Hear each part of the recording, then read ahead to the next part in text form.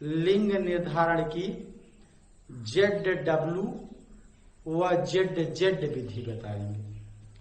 यहाँ पे आप लिंग निर्धारण में ZW व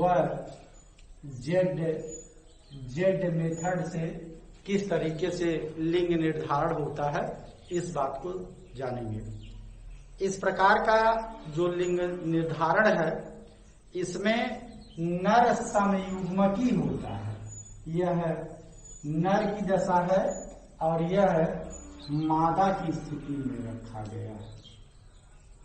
आप यह जानते हैं कि अभी तक जो बात बताई गई थी, जैसे आपको XX और XY में बताया गया था, तो यहाँ X मेथड में जो मादा थी वह समयुग्मकी दशा में थी, लेकिन यहाँ क्या है, नर समयुग्मकी दशा में है। अब आप इसके लिए ऑटोसोम रख लेंगे। मान लीजिए यहाँ आपने 2A ऑटोसोम रख लिया प्लस यहाँ पे भी 2A ऑटोसोम रख लिया। यह नर है, यह मादा है। इसके जो अंडाणु बनेंगे वह A प्लस Z बनेंगे। दूसरा अंडाणु जो बनेगा वह A प्लस W बनेगा। तो इसी प्रकार से यहाँ जो स्पर्म बनेंगे A प्लस Z बनेगा और दूसरा जो स्पर्म बनेगा A प्लस Z बनेगा। तो यह इसमें स्पर्म की बात हो गई। तो अब आपने क्या किया, एक चेकर बोर्ड बना लिया इस तरीके से। इस चेकर बोर्ड में आपने क्या किया कि A प्लस Z, उसके बाद A प्लस W कर लिया। यहाँ आपने मादा लिख लिया, यहाँ पे आपने AZ धन AZ कर लिया। अब यह आपका 2A प्लस ZZ, यह क्या हो गया, नर हो गया। 2A प्लस ZZ नर हो गया। यहाँ पे आपका 2A प्लस ZW हो गया। यह क्या हो गया, मादा हो गया। यह आपका 2A प्लस ZZ हो गया। अब यह क्या हो गया आपका, ये भी आपका नर हो गया, क्योंकि नर किस दशा में है, होमोजाइगस दशा में है। यहाँ आपका 2A प्लस ZW, यह भी मादा हो गई। यहाँ मादा हेट्रोजाइगस कंडीशन में है। यह जो मादा है यहाँ पर हेट्रोजाइगस कंडीशन में है और नर यहाँ जो है होमोजाइगस कंडीशन में है। तो यह आपका जो है कि यहाँ पे यह लिंग निर्धारण की ZW व ZZ मेथड के नाम से जाना जाता है। इस प्रकार का लिंग निर्धारण कीटों में पाया जाता है। इस प्रकार का आपका जो लिंग निर्धारण है वह कीट इत्यादि में पाया जाता है। अब आपको हम लिंग सहलग्न गुण और इनकी वंशागति बताएंगे।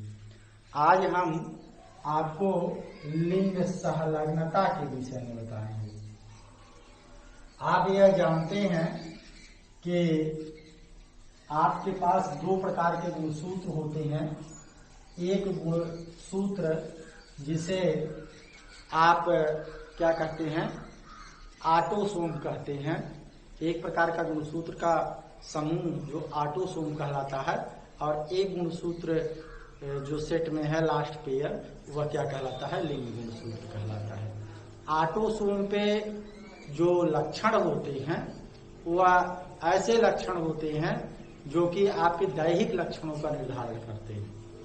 वह लक्षण आपके दैहिक लक्षणों का निर्धारण करते हैं। आप क्या करते हैं कि कभी कभी ऐसा भी पाया जाता है, कुछ दैहिक लक्षणों के जो दैहिक लक्षण के लिए जीन है या दैहिक जो गुण है वह गुणों के जीन लिंग गुण सूत्र पर आ जाते हैं। उन गुणों के जीन लिंग गुण सूत्र पर उपस्थित होते हैं। अब उनकी वंशागति जो होगी वह किसके आधार पर होगी? लिंग के आधार पर होगी।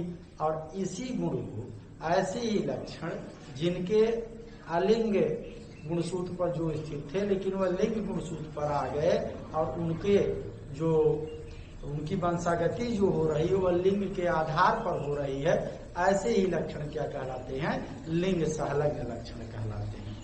यह लिंग सहलग्न लक्षण जो होते हैं आपके 3 प्रकार के होते हैं। यक्ष सहलग्न लक्षण, वाई सहलग्न लक्षण और यक्ष वाई सहलग्न लक्षण। तो सबसे पहले आपको यह समझा लिया जाए कि लिंग सहलग्न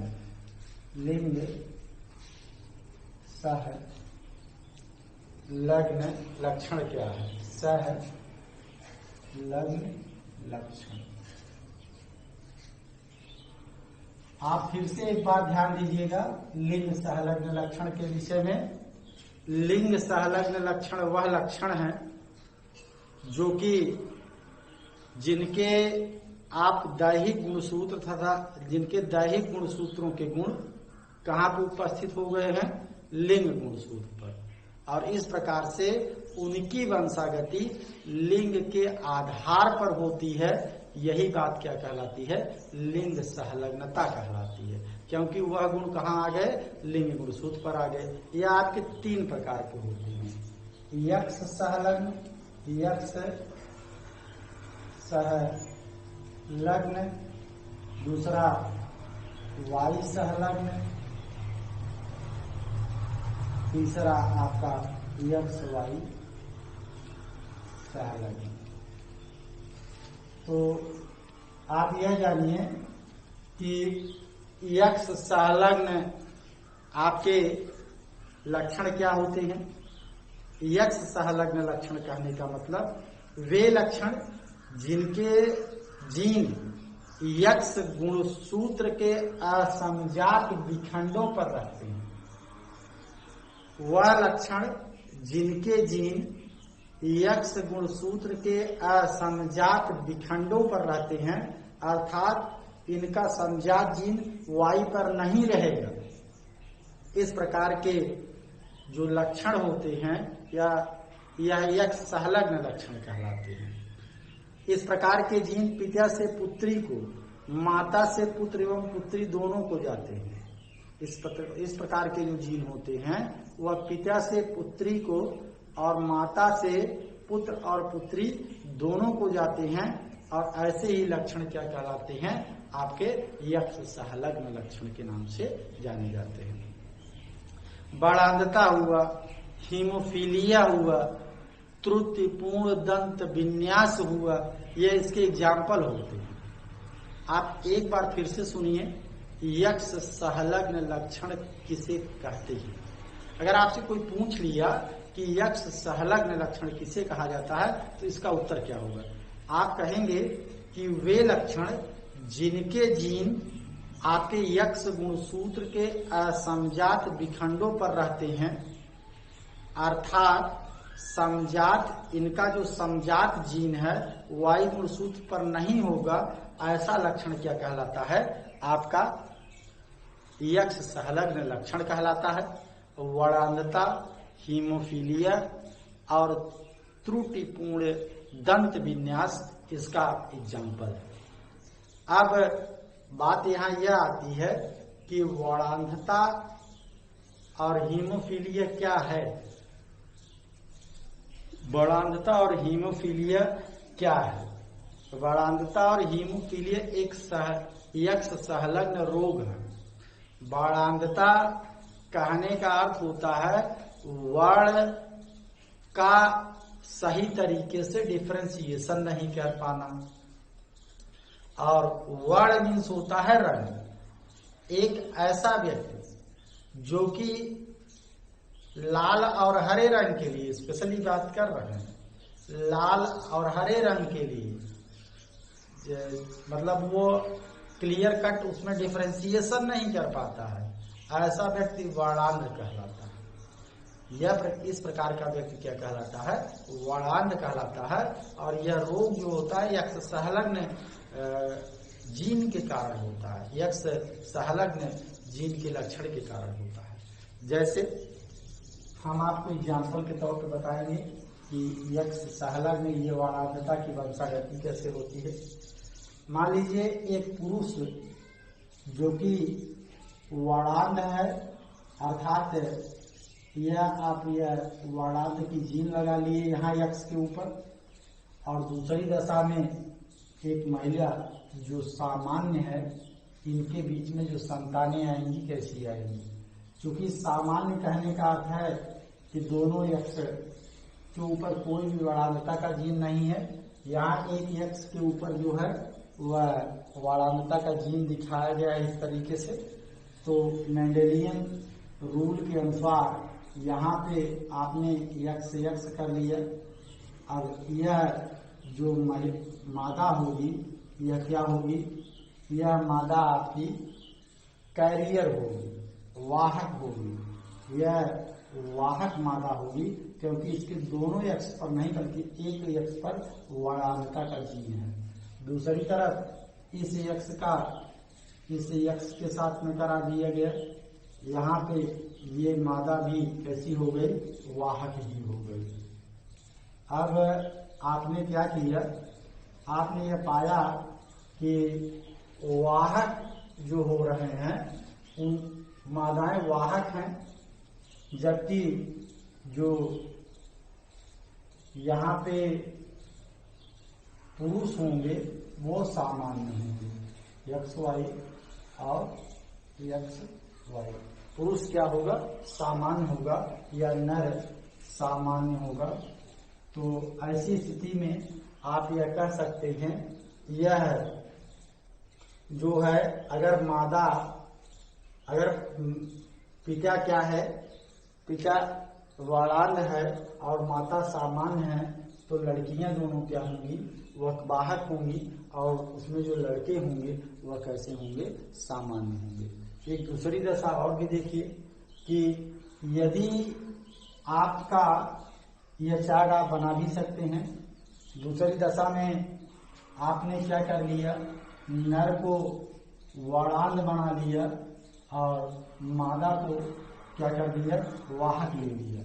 ऐसी दशा में देखिए कैसे संतानें इसकी आएंगी। आपने यहाँ पे नर को क्या किया? इस तरीके से कर दिया। तो नर यहाँ पे कैसा है? वर्णांध है, और मादा क्या है? वाहक है। इनकी संतानों में पहली लड़की जो है वह क्या हो गई? आपकी वर्णांध हो गई, क्योंकि इसके दोनों यक्ष के पास ये जीन उपस्थित हो गए। एक लड़की क्या हो गई? इसकी कैरियर हो गई। दूसरी तरफ यह लड़का जो हो गया, यह क्या हो गया? वर्णांध हो गया, और यह लड़का आपका क्या हो गया? सामान्य हो गया। तो इसमें आप पाएंगे एक लड़की 25% क्या हो गई? आपकी वर्णांध हो गई। दूसरी तरफ 25% जो गर्ल्स हैं वो वाहक हो गई। तीसरी तरफ 25% बॉयज हैं ये वर्णांध हो गए। और यहाँ पे आपने 25% बॉयज में क्या देखा? ये सामान्य थे। तो ये बात थी यक्ष लिंग संलग्नता के विषय में किस तरीके से। उसी तरीके से अगर आप दोनों वर्णांध को करा देंगे, जैसे आपने पुरुष और मादा दोनों को वर्णांध बना लिया, तो ऐसी दशा में जो संतानें आएंगी वो कंप्लीट रूप से सारी की सारी वर्णांध होंगी। बाकी बातों को हम आपको नेक्स्ट वीडियो में बताएंगे। इसके आगे जो और भी रोग हैं इससे संबंधित उन बातों को और कुछ कंडीशन बताएंगे। तब तक के लिए धन्यवाद।